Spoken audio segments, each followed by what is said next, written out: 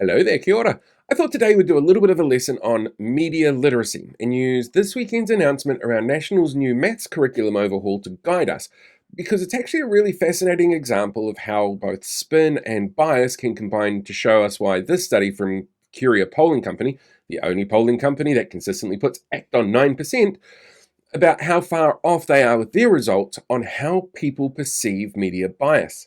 This weekend, National announced to a very chilled audience, literally, there was no heating in the big hall, that they were going to be overhauling our maths systems in schools. The curriculum would be changing. According to the Prime Minister, our kids are failing maths at an alarming rate, and that could jeopardise their future and limit their career to, being Christopher Luxon's Minister of Finance.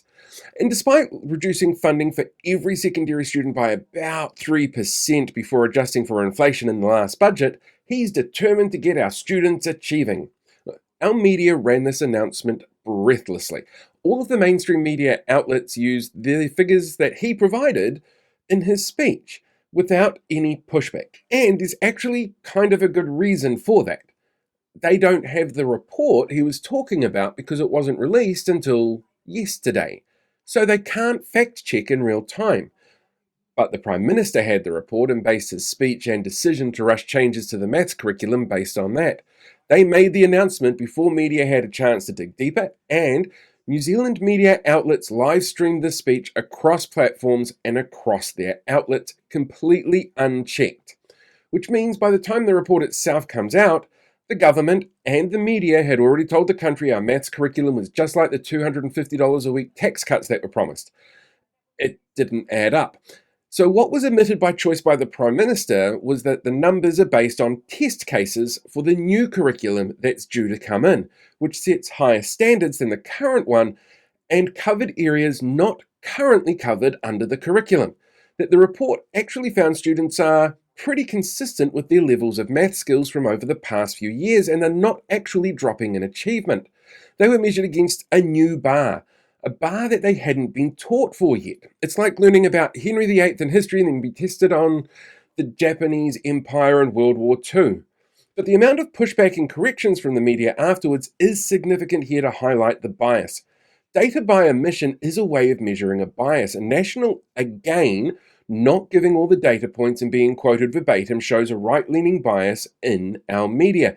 It's a choice not to push back substantially against these claims or even question the data itself as to whether or not it's accurate, which feeds into the narrative that our students are not achieving and plays into claims that this is all the fault of the last government, both of which are not true.